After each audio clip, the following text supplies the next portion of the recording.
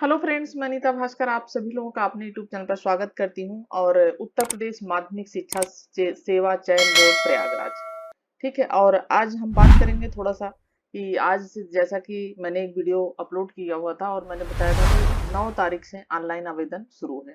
तो आज से ऑनलाइन आवेदन की शुरुआत हो गई है 9 जून से। और ऑनलाइन आवेदन भाग जो पंजीकरण की अंतिम तिथि होगी वो कब तक है? 3 जुलाई तक, ठीक है। और ऑनलाइन शुल्क जमा कराने हेतु जो प्रारंभिक तिथि है आज ही, अगर आप फार्म शुरू करते हैं भरना तो 9 जून से ही आप शुल्क भी ऑनलाइन दे सकते हैं। और अंतिम तिथि क्या है? अंतिम तिथि है 6 जुलाई। फिर ऑनलाइन आवेदन सबमिट करने की जो अंतिम तिथि है वो 9 जुलाई है।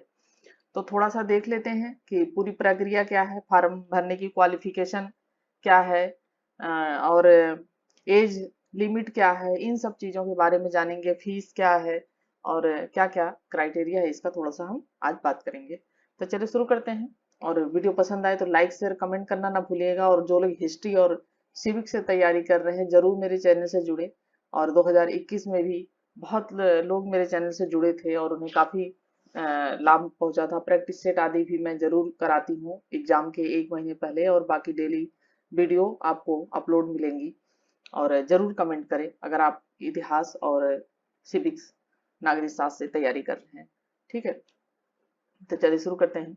और जो लोग चैनल पर नए हैं चैनल को सब्सक्राइब जरूर कर लीजिएगा, बेल आइकन जरूर प्रेस कर लीजिएगा जिससे नई वीडियो की नोटिफिकेशन भी आपको मिलती रहे। और जरूर मेरी वीडियो देखिएगा, अगर आप इतिहास और नागरिक शास्त्र से हैं पहले की वीडियो जरूर देखिएगा, आपको बहुत सारे अनुभव उससे प्राप्त होंगे, ठीक है। तो देखिए, जैसा कि ऑनलाइन आवेदन भाग फर्स्ट पंजीकरण की प्रारंभिक तिथि क्या है? 9/6। उसके बाद है ऑनलाइन शुल्क जमा कराने की प्रारंभिक तिथि, बिल्कुल तभी से ही जब से आप फॉर्म भरेंगे। ऑनलाइन आवेदन पंजीकरण की अंतिम तिथि है 3 जुलाई। उसके बाद ऑनलाइन शुल्क जमा कराने की 6 जुलाई। और अंतिम तिथि जो होगी फॉर्म सबमिट करने की वो होगी 9 जुलाई। तो अभी बहुत टाइम है, लेकिन फिर भी जल्दी से आवेदन करें, आवेदन प्रक्रिया पूरी कर ले, नहीं तो बाद में बहुत सारे लोग पछताते रहते हैं और सर्वर डाउन रहता है, कहीं कुछ प्रॉब्लम आती है, इसलिए जल्दी से फॉर्म कंप्लीट कर लें। उत्तर प्रदेश माध्यमिक शिक्षा सेवा चयन बोर्ड प्रयागराज द्वारा विज्ञापन संख्या 1/2022 के माध्यम से प्रदेश के सहायता प्राप्त अशासकीय माध्यमिक विद्यालयों में प्रशिक्षित स्नातक के शिक्षक के 3,539 पदों के विषयवार वर्गवार बालक बालिका संस्था हेतु अनारक्षित व आरक्षित श्रेणीवार रिक्तियों का विवरण सारणी संख्या 1 में दिया गया है। इसके सापेक्ष चयन हेतु भारत के नागरिकों से ऑनलाइन आवेदन आमंत्रित किए जाते हैं। और ऑनलाइन आवेदन करने के संदर्भ में अभ्यर्थी संशोधित निम्नलिखित निर्देशों को भली भांति अध्ययन कर लें और तदनुसार आवेदन करें। देखिए, भारत के नागरिक यानी कहीं के भी हो, किसी भी राज्य से हो, तो आप आवेदन आवेदन कर सकते हैं। बस आपको जो आरक्षण से आरक्षित श्रेणी है वो आरक्षण सिर्फ यूपी के लोगों को ही मिलेगा, ठीक है। और अगर लड़कियां हैं और यूपी की हैं, उनकी जो जन्मभूमि है यूपी है, उनके पिता का घर यूपी में है और उनकी शादी कहीं और किसी प्रदेश में होती है, तो भी उन्हें भी आरक्षण उतना ही मिलेगा जितना कि जो यहाँ का होगा। लेकिन अगर वो बाहर की है और उनकी शादी यूपी में हुई है तो उनके पैतृक जो आवास है, जो आपका पिता का घर है, फादर का जो फादर घर का घर है, वही माना जाएगा, ठीक है। इसके लिए ये चीज आप जान ले, बहुत से लोग इस चीज के लिए पूछते रहते हैं कि हमारी शादी यहाँ हो गई है, और इस तरीके की प्रॉब्लम लड़कियों के साथ होती है। तो ये चीज जान लें कि अगर आपकी पैतृक भूमि जो है वो अगर यूपी के अंदर ही है कहीं से भी, तो आप इसके लिए बिल्कुल एलिजिबल है। और अगर आप कहीं और के हैं और शादी आपकी यूपी में है, तो आपके लिए आपको लिए आरक्षण नहीं होगा और आपको वहीं के हिसाब से एग्जाम देना होगा, फॉर्म डालना होगा, ठीक है। तो ये चीज जान लेते हैं। उसके बाद देखिए, और वेबसाइट है ये, ठीक है। ये वेबसाइट है www.upsessb, ठीक है, .org। तो ये है आवेदन वेबसाइट आवेदन के लिए, इस पे जाएंगे आप तो आप इसके लिए आवेदन कर सकते हैं। यहाँ पे जाके अभ्यर्थी आवेदन से पूर्व अपनी पात्रता सुनिश्चित कर लें। आपकी पात्रता क्या है? अंतिम तिथि को पद के लिए निर्धारित सभी पात्र शर्तों को पूरा करते हैं। जो भी पात्रता शर्तें हैं वो आप पूरा करते हैं। इस अधिसूचना में अधिसूचित पदों की संख्या पदों की लिखित परीक्षाओं के लिए अभ्यर्थी का पत्र ऑनलाइन आवेदन में उसके द्वारा दी गई सूचना पर आधारित होगा। जो आप सूचना ऑनलाइन देंगे, क्योंकि ऑनलाइन प्रक्रिया है, ऑनलाइन फॉर्म भरे जा रहे हैं, तो जो आप ऑनलाइन के द्वारा सूचना देंगे वही सूचना वहां पे होगी। बाकी सारी जांच पड़ताल बाद में की जाती है। अभ्यर्थी तथा आवेदन में किसी दी गई सूचना के असत्य या गलत पाए जाने पर, ठीक है, अगर आपने किसी सूचना को गलत टाइप कर दिया है या गलत कर दिया है, तो उसके लिए पात्र मानदंडों के विपरीत पाए जाने की अभ्यर्थी तत्काल निरस्त कर दिया जाए। आपने एग्जाम क्वालिफाई कर गया, लेकिन आपके दीदी द्वारा दो जो आप सूचना देंगे इस पे, अगर आपने वहां पे कोई मिस्टेक कर दी है, कोई गलती कर दी है, वो अगर असत्य पाई गई, तो आपका सब कुछ जो है व्यर्थ जाएगा। तो इसलिए बहुत ध्यान से आवेदन करें, सब कुछ सूचना जो है सारी वो आप सही प्रकार से सूचनाएं भरें। ठीक है। प्रशिक्षित स्नातक शिक्षा समर के प्रत्येक विषय के सापेक्ष एक ही आवेदन स्वीकार्य, कि एक विषय के लिए एक ही आवेदन आप कर सकते हैं। यद्यपि एक से अधिक विषय में पृथक पृथक, अगर आप दो सब्जेक्ट से करना चाहते हैं, जैसे पीजी बहुत से लोग दो सब्जेक्ट में होते हैं, दो सब्जेक्ट से आवेदन करना चाहते हैं, कुछ लोग टीजीटी का भी भरते हैं, पीजीटी का भी भरते हैं, तो उसके लिए कोई दिक्कत नहीं है, आपको आवेदन अलग अलग करना पड़ेगा। ठीक है। उसमें क्या होगा कि आपको फीस अलग अलग देनी पड़ेगी, आपके आवेदन अलग अलग स्वीकार किए जाएंगे। ठीक है, अगर एक विषय से आप अधिक करते हैं। ठीक है। विज्ञापित पदों की संख्या घट या बढ़ सकती है, यानी जो 3000 ये 4000 के लगभग सीटें हैं, ये बढ़ भी सकती हैं। आप बढ़ने की उम्मीद करिए, घटने की तो करिए मत। तो ये बढ़ भी शक्ति हैं, यानी कुछ भी हो सकता है, और घटेंगी क्या इसमें से, खैर। ठीक है। दिनांक 18 फरवरी 2019 का संशोधित उत्तर प्रदेश माध्यमिक शिक्षा, जो संशोधन किया गया पहले, क्योंकि देखिए इसमें इंटरव्यू भी होता था टीजीटी में, अब इंटरव्यू समाप्त कर दिया गया है, तो इस संशोधित प्रक्रिया है जो 18 फरवरी 2019 द्वारा उत्तर प्रदेश माध्यमिक शिक्षा सेवा चयन बोर्ड नियमावली में 1998 में विहित प्रक्रिया अनुसार स्नातक शिक्षक पद पर चयन मात्र लिखित परीक्षा के आधार पर होगा। तो लिखित, सिर्फ लिखित जो परीक्षा होगी, आपके कितने नंबर आने हैं, और अगर आप नए स्टूडेंट हैं, ये बात जान लें कि जो लिखित परीक्षा होगी, आपने कितना किया है, उसी के आधार पर मेरिट बनेगी। ठीक है। और ऋणात्मक अंकन अभी भी नहीं है, जैसा कि ये हो रहा था कि हो सकता है माइनस मार्किंग ये सब, तो माइनस मार्किंग बिल्कुल भी नहीं है। अगर आपने कोई गलती से प्रश्न गलत कर दिया है, तो उसके लिए निश्चिंत रहे, उसका कोई भी अंक आपके जो क्वेश्चन सही उसमें से कोई भी अंक कटेगा नहीं। ठीक है। दूसरी चीज, भाषा संबंधी प्रश्न पत्र उसी भाषा में होंगे, हिंदी या अंग्रेजी, जैसे आपने लिया है हिंदी या अंग्रेजी है आपके पास, तो हिंदी हिंदी में होगा, अंग्रेजी अंग्रेजी ही होगी, उसमें हिंदी नहीं होगी। जैसे कि अगर सामाजिक विषय या कुछ और विषय है, तो उसमें हिंदी अंग्रेजी दोनों में ही क्वेश्चन होते हैं, लेकिन अगर ऐसा हो इसमें है, तो आपका हिंदी हिंदी में होगा, और संस्कृत संस्कृत में होगा, संस्कृत का प्रश्न संस्कृत में होगा, अंग्रेजी का प्रश्न अंग्रेजी में, तथा उर्दू का जो है, ये भाषाएं जो भी है, ये चारों हिंदी, उर्दू, अंग्रेजी, संस्कृत, तो ये जो उसी भाषा में होंगी। ठीक है। उसके लिए कोई ये नहीं है कि दूसरे कोई किसी और भाषा भी समझने के लिए दिया जाए। किसी भी आरक्षण का लाभ उत्तर प्रदेश के निवासी के लिए अनुमन्य, यानी अगर आरक्षण का लाभ है, ठीक है, तो वो सिर्फ उत्तर प्रदेश का ही होना चाहिए। उत्तर प्रदेश के लोगों के लिए आरक्षण अनुमान्य है। आर्थिक रूप से कमजोर वर्ग ईडब्ल्यूएस के अभ्यर्थी 10% आरक्षण का प्रावधान है। तो जो कमजोर वर्ग है, ईडब्ल्यूएस में की श्रेणी में आते हैं, उनके लिए 10% आरक्षण का प्रावधान उनके लिए है। प्रत्येक अभ्यर्थी प्रत्येक प्रकार के पूर्ण आवेदन इसके सापेक्ष शुल्क जमा करने के पश्चात आवेदन सबमिट करने की अंतिम तिथि 9/7/2022 तक ऑनलाइन सबमिट करना सुनिश्चित कर लें।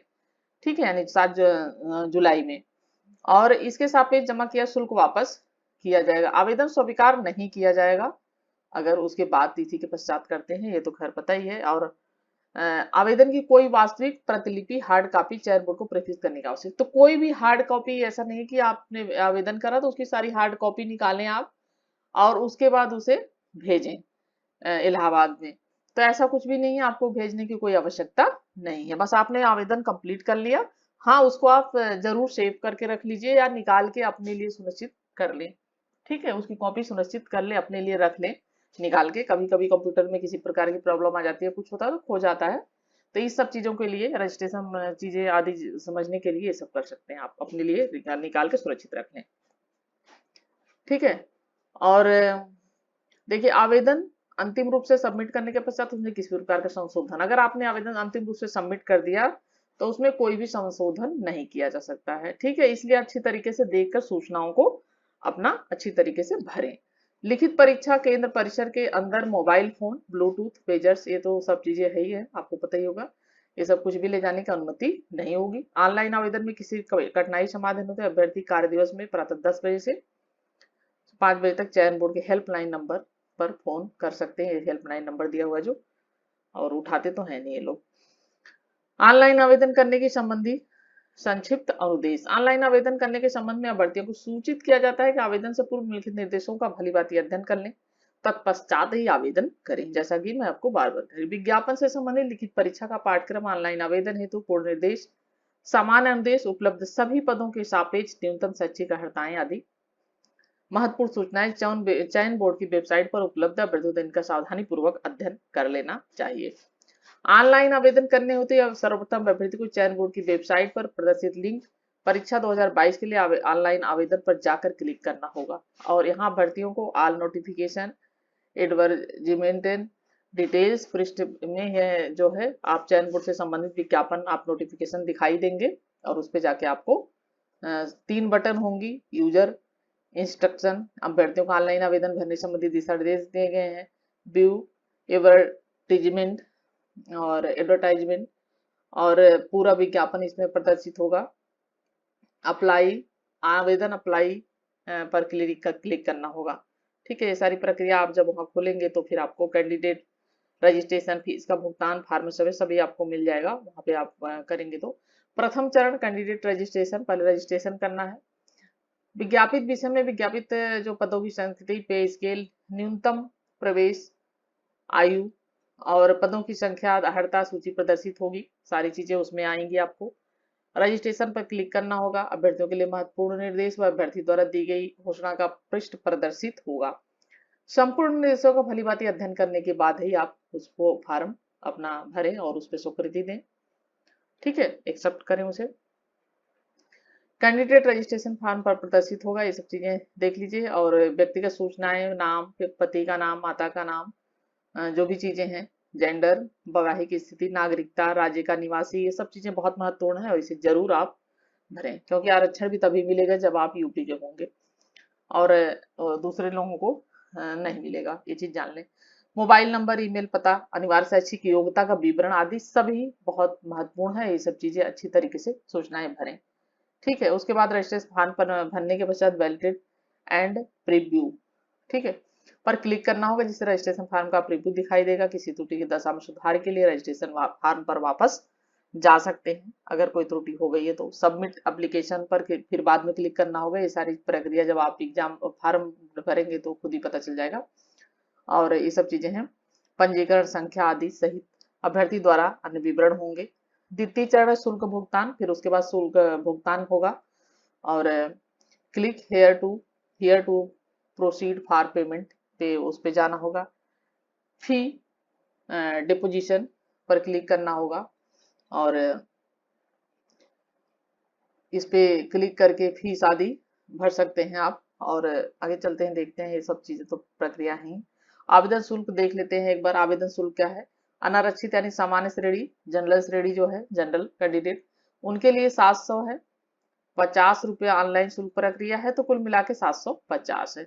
ईडब्ल्यूएस के लिए 450 है। अन्य पिछड़ा वर्ग के लिए 750 है। अनुसूचित जाति के लिए कम है, 400 है, यानी 450 है। अनुसूचित जनजाति के लिए 250 250 है। ठीक है, स्वतंत्र संग्रामी उल्लिखित उनकी मूल श्रेणी के अनुसार ये सब चीजें हैं। महिला क्रमांक 1 से 5 तक उल्लिखित उनकी मूल श्रेणी के अनुसार विकलांग मूल श्रेणी के निर्धारित शुल्क के आधे का भुगतान करना होगा। द्वितीय चरण की प्रक्रिया पूरी करने के बाद तीसरे चरण में, उसके बाद देखिए उनकी विशेष योग्यता संबंधी जो अर्हताएं होंगी, अस्थायी पत्र व्यवहार आदि का पता, जो भी अस्थायी आपका पता हो वही भरिएगा। और इस हेतु अभ्यर्थी को सबमिट एप्लीकेशन फॉर्म पर इस पे क्लिक करना होगा। सबमिट एप्लीकेशन फॉर्म प्रदत्त पृष्ठ पर अभ्यर्थी को पंजीकरण संख्या, शुल्क भुगतान का विवरण, जन्म तिथि आदि सब भरना होगा। वो तो आप फॉर्म देखेंगे तो सारी चीजें इस पे क्लियर हो जाएंगी। और योग्यता संबंधी अर्हताओं का विवरण आदि भरना होगा। अस्थायी पत्र व्यवहार का पता आदि भरना होगा। सेकेंड फोटोग्राफ, स्कैन हस्ताक्षर भी देखिए उसमें करके अपलोड करना होता है। अभ्यर्थी को अपना रंगीन फोटोग्राफ, ठीक है ये ध्यान रखें, ब्लैक एंड व्हाइट नहीं, रंगीन फोटोग्राफ 3.5 सेमी चौड़ा तथा 4.5 सेमी लंबा, हस्ताक्षर 3.5 सेमी चौड़ा तथा 1.5 सेमी लंबा ये होगा।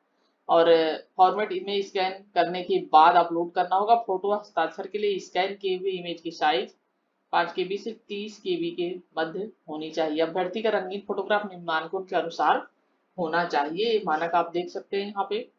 और फोटो के लगभग 70% भाग में चेहरा दिखाई देना चाहिए। फोटो बहुत दूर से खींची गई ना हो, करीब पास से, चेहरा बहुत छोटा भी ना हो कि पहचान में ही ना आए, ये सब चीजें गलतियां मत करिएगा। चेहरे की पूर्ण छवि स्पष्ट दिखनी चाहिए, यानी आपका चेहरा अच्छी तरीके से सीधा देखना चाहिए। बिल्कुल ये नहीं कि थोड़ा सा लेफ्ट में हो गए और राइट में हो गए तो चेहरा थोड़ा तिरछा दिखाई देता। बिल्कुल सीधे बैठ के फोटो आपकी जो हो वो आप फोटो अपलोड करिएगा। चश्मा पहनने की दिशा में आंख साफ दिखनी चाहिए। अगर चश्मा लगाते हैं, जैसे कि कुछ लोगों की आईसाइट वीक होती है, तो शीशा रंगीन नहीं होना चाहिए आदि सब। चेहरे के दोनों किनारों, दोनों कान जो है वो साफ दिखे, साफ तभी दिखाएंगे जब आप बिल्कुल स्ट्रेट सामने बैठे होंगे। ठीक है, ये सब चीजें, आंखें खुली हो, मुंह बंद हो, नजर कैमरे पर सीधी, ये सब चीजें होनी चाहिए। तत्पश्चात अभ्यर्थी को उसके अंदर आवेदन में भरी गई सूचनाओं की सत्यता घोषणा करनी होगी। फॉर्म के निचले हिस्से में घोषणा पत्र दिखाई देगा, इसमें अभ्यर्थी द्वारा यस का चयन करने का तात्पर्य होगा। अभ्यर्थी और आवेदन में भरी गई सूचनाओं और आंकड़ों के अंतिम रूप से संप्रेषित कर रहा है, साथ ही समस्त सूचनाओं के सत्य प्रमाणित होने की तस्दीक कर रहा है। और तत्पश्चात आवेदन का प्रिंट लेकर अभ्यर्थी इसे भविष्य के संदर्भ हेतु पास सुरक्षित रख लेंगे, अपने लिए आप प्रिंट जरूर करके रख लीजिएगा। ठीक है, कि कभी कभी कोई प्रॉब्लम आ जाती है तो कम से कम आपके पास प्रिंट होगा। प्रिंट चयन बोर्ड कार्यालय में अभ्यर्थी को प्रस्तुत करना होगा। किसी भी अगर विसंगति की दशा, वो ऐसी जरूरत नहीं है, लेकिन किसी तरह की अगर कोई प्रॉब्लम आती है तो आपको वो दिखाना पड़ सकता है। अन्यथा अभ्यर्थी का अनुरोध जो है वो किसी प्रकार का अनुरोध करते हैं तो स्वीकार नहीं होगा। अभ्यर्थी द्वारा समस्त सूचनाएं सही सही निर्देशानुसार ऑनलाइन भरकर आवेदन फॉर्म का दूसरा भाग निर्धारित करना होगा। सबमिट नहीं किए जाने की दशा आवेदन अपलोड, अगर सबमिट नहीं किया तो आवेदन क्या है वो, और उसका दायित्व आपका होगा, अभ्यर्थी का होगा। रिक्त पद 1/2022 द्वारा विज्ञापित प्रशिक्षित स्नातक शिक्षक के कुल रिक्त पद कितने हैं? 3539, जैसा कि बहुत ही कम है। पदों की सापेक्ष सहायता प्राप्त अशासकीय माध्यमिक विद्यालय द्वारा चयन बोर्ड को प्रेषित अधियाचनों का विषयवार वर्गवार बालक बालिका आरक्षित व अनारक्षित श्रेणी विवरण सारणी संख्या में A01 में विहित है। आयु सीमा के बारे में इंपॉर्टेंट है, आयु सीमा जानना। तो एज लिमिटेशन क्या है? ठीक है, आयु 1 जुलाई 2022 को 21 वर्ष से कम ना हो। ठीक है, यानी 21 वर्ष से कम नहीं होनी चाहिए, उससे ज्यादा चाहे जितनी भी हो। 60 साल तक की आयु के लोग फॉर्म भर सकते हैं, 60 साल के अंदर। ठीक है, और उससे 1 जुलाई 2022 को 21 वर्ष से कम नहीं होनी चाहिए। अर्हता की तिथि आवेदन पत्र प्राप्त करने अंतिम तिथि अर्हता की तिथि मानी जाएगी। शैक्षिक योग्यता, अध्यापक के किसी पद पर नियुक्ति के लिए अभ्यर्थी को इंटरमीडिएट शिक्षा अधिनियम 1921 के अधीन बनाई गई विनियमावली के अध्याय 2 के विनियम फर्स्ट में विनिर्दिष्ट अर्हताएं होनी चाहिए। उक्त के अतिरिक्त समय समय पर प्रख्यापित संशोधनों एवं राजज्ञाओं द्वारा आवेदन की अंतिम तिथि संशोधित तथा परिवर्तित योग्यताएं मान्य होंगी। उपलब्ध सभी पदों के सापेक्ष न्यूनतम शैक्षिक अर्हताएं सारणी संख्या 2 में संलग्न है। ठीक है, वेतनमान देख लेते हैं। और प्रशिक्षित स्नातक शिक्षक यानी टीजीटी के लिए है ये। ठीक है, प्रशिक्षित स्नातक प्रवक्ता के लिए नहीं है। तो 44,900 से 1,42,400। पे लेवल 7 के अनुसार। ग्रेड पे 4600 है। आरक्षण, किसी भी आरक्षण का लाभ उत्तर प्रदेश के निवासी के लिए ही अनुबंध है, ये चीज जान लीजिए। ठीक है, अनुसूचित जाति अनुसूचित जनजाति और समाज के अन्य पिछड़े वर्ग के लिए आरक्षित रिक्तों की संख्या विद्यालय प्रबंध तंत्र द्वारा अवधारित तथा जिला विद्यालय निरीक्षक द्वारा ऑनलाइन अग्रसारित अधिसूचनाओं के अनुसार है। क्षैतिज आरक्षण के अंतर्गत आने वाले अनारक्षित पदों तथा भूतपूर्व सैनिक, स्वतंत्रता संग्राम सेनानी आदि ये सब चीजें। और है भूतपूर्व सैनिक का तात्पर्य क्या है? उत्तर प्रदेश लोक सेवा, शारीरिक रूप से विकलांग, स्वतंत्रता सेनानी जो हैं उनके लिए है आरक्षण। और शारीरिक रूप से विकलांग उन सबके लिए पूरा अच्छे तरीके से दिया हुआ है कि क्या तात्पर्य है, क्या क्या चीजें होनी चाहिए। परीक्षा केंद्र, सभी जनपद मुख्यालयों पर केंद्रों का निर्धारण किया जाएगा। अभ्यर्थी को कोई भी परीक्षा केंद्र आवंटित किया जा सकता है, यानी कोई भी परीक्षा केंद्र आवंटित, ऐसा नहीं है कि परीक्षा केंद्र जहां आप चाहें वहीं दिया जाए। और ठीक है, नोट, यदि कोई अभ्यर्थी बोर्ड द्वारा प्रेषित प्रवेश पत्र में अंकित केंद्र से, जो उसमें केंद्र दिया होगा वही दे सकते हैं, यानी कि आप जहाँ के हैं वही यही देना, अगर उसमें नहीं है तो जो फार्म में आपको दिखाई देगा वही आपको डालना पड़ेगा, तो उसकी उत्तर पुस्तिका मूल्यांकन नहीं किया जाएगा। ठीक है, प्रशिक्षित स्नातक शिक्षक पद पर चयन अधिसूचना ये है, और 18 फरवरी 19 द्वारा सब कुछ चीजें हैं, 98 द्वारा पात्रता परीक्षा के आधार पर होगा। शिक्षक पद के अभ्यर्थियों के लिए विषय पर आधारित सामान्य योग्यता की एक लिखित परीक्षा होगी। ठीक है, 500 अंक की होगी। कितने अंकों की होगी परीक्षा? 500 अंकों की एक प्रश्न पत्र होगा। प्रश्न पत्र में कितने प्रश्न होंगे? 125 प्रश्न होंगे। ठीक है, समयावधि कितनी होगी? 2 घंटे।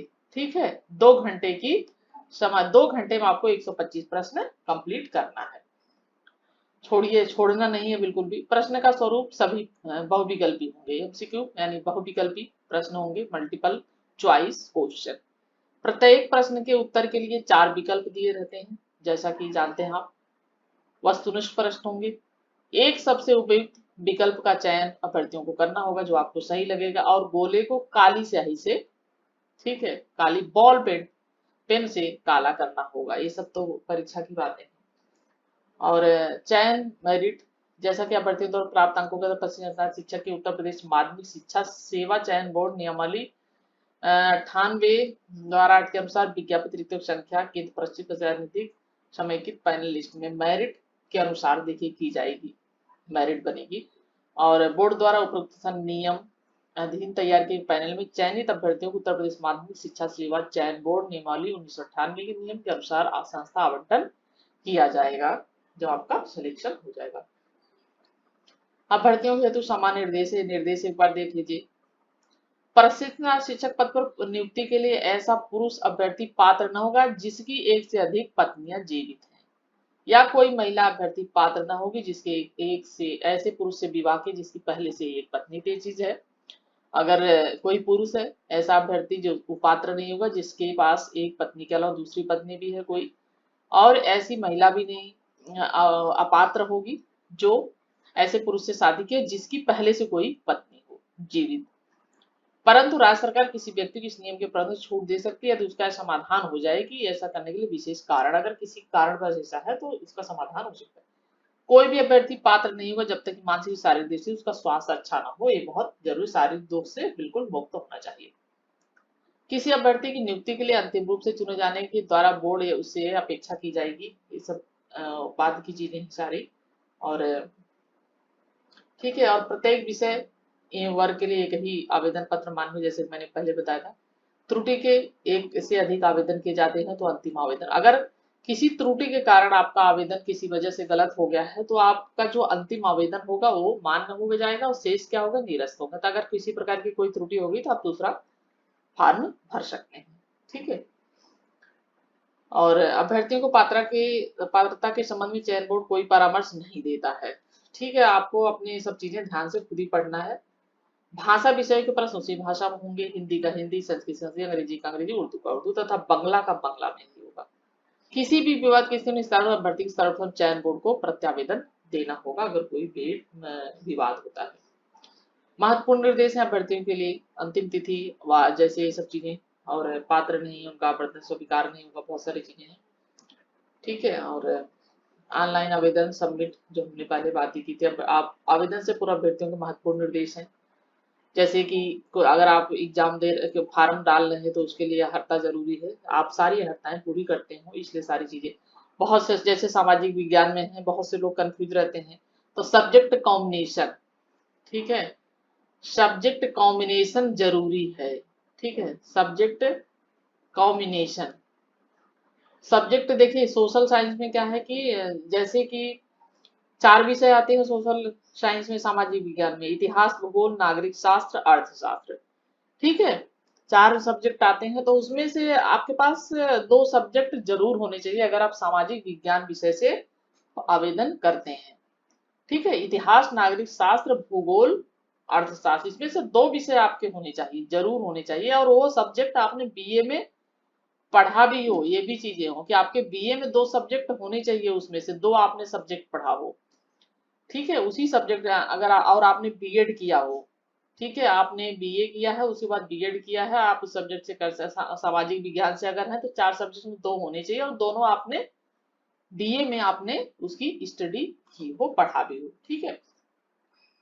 और पीजीटी के लिए ऐसा कुछ नहीं, पीजीटी के लिए जिस सब्जेक्ट से आपने पीजी किया हो, और बस उसमें 55% होना चाहिए जनरल के लिए नंबर, और 50% होना चाहिए जो आरक्षित श्रेणी के लोग हैं तो उनके लिए, उसमें एक क्राइटेरिया है। और इसी प्रकार से जैसे हिंदी हिंदी के लिए भी अगर आवेदन करना है तो हिंदी का भी है कि बीएड किया हो आपने, और हिंदी के लिए संस्कृत भी साथ में आपने इंटर तक पढ़ी हो, तभी आप आवेदन कर सकते हैं, ठीक है। तो ये सब चीजें बहुत जरूरी है जिसे आप अच्छी तरीके से जान लें, तब जाके आवेदन करें, पूरी चीजें प्रक्रिया अच्छी तरीके से पढ़ लें।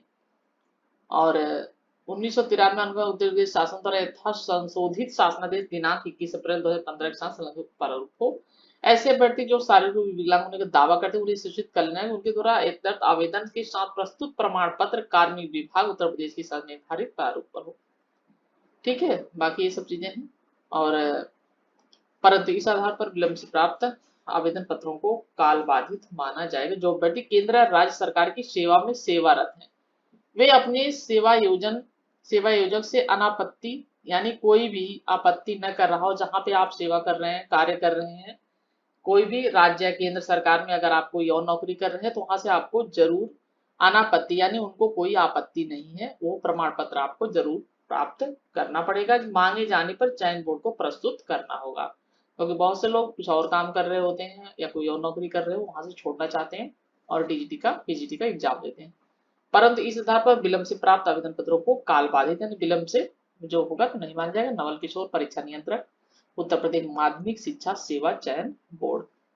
तो इसी के साथ, और ये देख लिया आपने, सब कुछ समझ लिया होगा। अब आप फॉर्म अपना डालना स्टार्ट कर दीजिए, और जो लोग हिस्ट्री और पॉलिटिकल साइंस से तैयारी कर रहे हैं जरूर चैनल से जुड़ें और वीडियो जरूर देखें और नोट्स बनाएं, और किसी भी प्रकार की कोई भी जानकारी के लिए जरूर कमेंट करें, ठीक है। और वीडियो को लाइक शेयर कमेंट जरूर कर दीजिएगा, जिससे और लोगों को भी इससे लाभ पहुंचे और लोगों को आवश्यक सूचनाएं प्राप्त हो, जानकारी प्राप्त हो।